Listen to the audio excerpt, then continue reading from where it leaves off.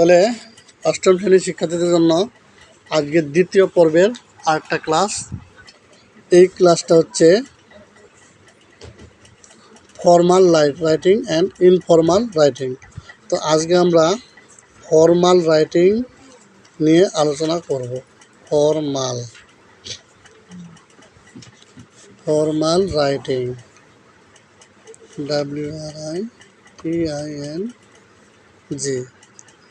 What is formal writing?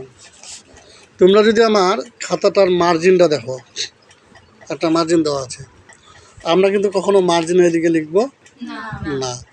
ঠিক তেমনি বাংলা ভাষার যে প্রমিত রূপ আছে, এই প্রমিত রূপ ছাড়া বা ইংরেজি ভাষার যে প্রমিত রূপ আছে, সেই প্রমিত রূপ ছাড়া অন্য রূপে কথা না বলাটাই হচ্ছে formal language, formal writings, formal sentence. আমি হ্যালো বলতে পারি, আপত্তি নাই। ইংরেজিতে আরেকটা শব্দ আছে হেই। এই হেই কথাটা কিন্তু আমি আমার টিচারের সাথে বলতে পারবো না। পারবো? আমার যারা শ্রদ্ধেয় তাদের সাথে কথা বলতে পারবো না, যারা রেসপেক্টেবল।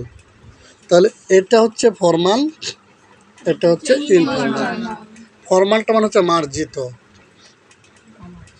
কোনো ভুল নেই, মেপে কথা বলা, ব্যক্তিত্ব নিয়ে কথা বলা, ঠিক আছে, হালকা না হয়ে যাওয়া, বুঝে শুনে কথা বলা। আর ইনফর্মালটা হচ্ছে তুই, তুকারি, মুই, যেই হোক, এগুলো কথা বোঝা গেছে। বাংলা একটা চিঠি লিখতেছ যে প্রিয় শান্তা, আশা করি তুমি ভালো আছো, আমিও ভালো আছি, ফর্মাল চলতেছে কিন্তু, ঠিক আছে। শান্তা, তুই শুনে খুশি হবি যে গতকাল হঠাৎ আমার সুস্মিতার সাথে দেখা, তো সুস্মিতা রাস্তায় বললো, কী রে শান্তা, তুই কেমন আছোস? এই যে ইনফর্মাল হয়ে গেল। এই তুই তুকারিগুলো হয়ে যাবে কি ইনফর্মাল।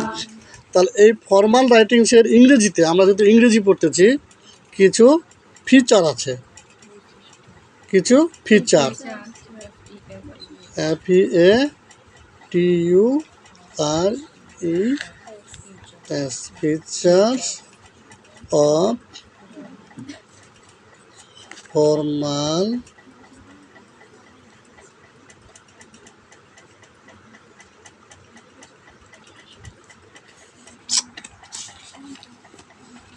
এমন ধরে পিটানি দিব না সুস্মিতারে, না উড়াইতেছে আর দেখে না। ফর্মাল রাইটিং, ঠিক আছে। নাম্বার এক নম্বর বৈশিষ্ট্য হচ্ছে use of formal choice of word. Use of formal choice of words, মানে মার্জিত ভাষার শব্দ চয়ন করা, মার্জিত ভাষার শব্দ চয়ন করা। 2, use of passive form. Use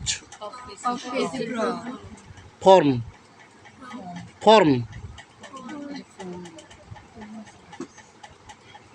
passive form, এই যে FORM, ফর্ম। আর তোমরা বলতেছ ফর্ম না, হতে এটা ফর্ম মানে গঠন। ফর্ম মানে কি গঠন, আবার গঠন না কিন্তু। 3, তাহলে ফর্মাল রাইটিংয়ে কি থাকবে? অবশ্যই প্যাসিভ ভয়েসের ব্যবহার থাকবে। যদি প্যাসিভ ভয়েসের ব্যবহার থাকে তাহলে সেটাই ফর্মাল রাইটিং। যেমন একটা এক্সাম্পল দিলে, rice is eaten by me, এটা হচ্ছে ফর্মাল রাইটিং। এবার 3 নম্বর বৈশিষ্ট্য আছে ইউজ অফ লং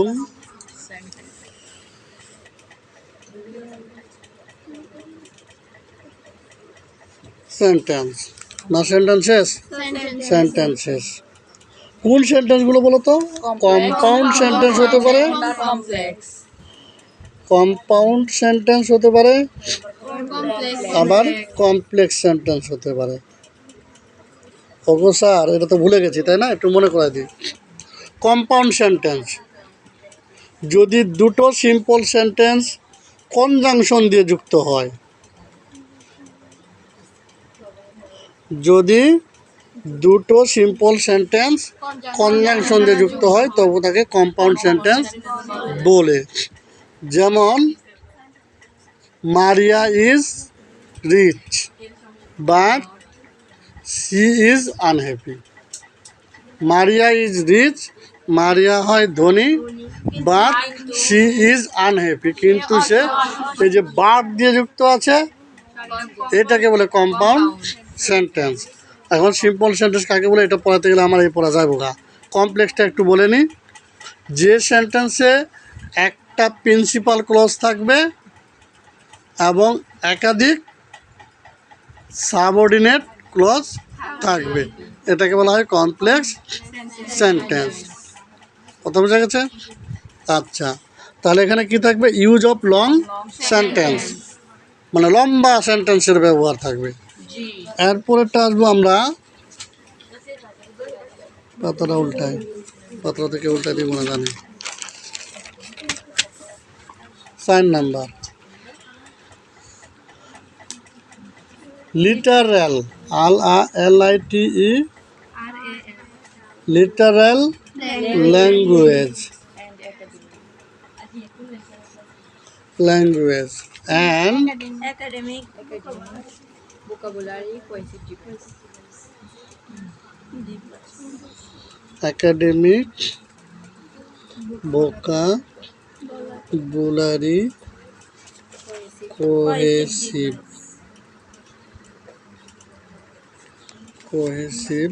ডিভাইস। যদি কারো কোহেসিভ ডিভাইস নিয়ে কোনো সমস্যা থাকে, আমার এই গ্রুপে, এই ইউটিউবে কোহেসিভ ডিভাইসের বিস্তারিত লেখা দেওয়া আছে। তাহলে কি কি? লিটারাল ল্যাঙ্গুয়েজ, এগুলো আবার কি? যেমন Arnita is as beautiful as flower, Arnita ফুলের মতো সুন্দরী। এই যে এটা হচ্ছে সিমিলি, তাই না? অ্যাজ আছে না? আবার থাকতে পারে বঙ্গবন্ধু ওয়াজ আ টাইগার, বঙ্গবন্ধু ছিল একজন বাঘ, এটা কি? মেটাফোর থাকতে পারে। এরকম সিনোডকি থাকতে পারে, এলিটারেশন থাকতে পারে। এলিটারেশন বুঝাইছিলাম, একটা শব্দে বারবার কিসের ব্যবহার? ভাওয়েল বা কনসোনেন্টের ব্যবহার, এলিটারেশন, এগুলো থাকতে পারে। আর কি থাকতে পারে? একাডেমিক ভোকাবুলারি, যেগুলো একাডেমিক ভোকাবুলারি, একাডেমিকভাবে স্বীকৃত, ঠিক আছে, তুই মুই না। আর যেগুলো কোহেসিভ ডিভাইস, কোহেসিভ ডিভাইসগুলো কী কী বলতো? অসংখ্য আছে না? এবারে সর্বশেষটা দেখো, use of sentence use of sentences fully elaborated elaborated and concluded, elaborated and concluded concluded. দেখো, এটা কিন্তু ইনফরমাল, MA, ঠিক আছে? যখন মাস্টার অফ আর্ট বলবো formal তখন হয়ে যাবে ফর্মাল, অর্থাৎ একেবারে পূর্ণ রূপ থাকতে হবে। এই যে ইনফরমাল, আই হ্যাভ, কিন্তু ফর্মাল কি হবে?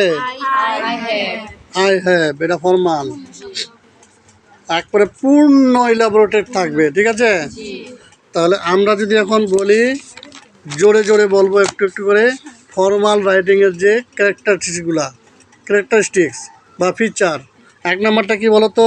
Use of formal choice of words. একজন বলো, ভালো করে। Use of formal choice of words. আরেকজন এটা বলো, 2 নাম্বারটা। Use of passive form. তারপর 3 নাম্বারটা একজন বলো। Use of long sentences, compound, complex. Compound and complex. আরেকজন এটা বলো। it literal language. And academic vocabulary. এটা একজন বলো। use of sentence fully elaborated and concluded. Sentences. ঠিক আছে, তাহলে যদি ক্লাসটা ভালো লাগে জোরে একটু বলেন দেখি, Like, comment, and share করে দিন। এবং সাবস্ক্রাইব করবেন। ঠিক আছে, এটা দ্বিতীয় ক্লাস, এরপর আসবে তৃতীয় ক্লাস। আসসালামু আলাইকুম ওয়া রাহমাতুল্লাহি ওয়া বারাকাতুহু।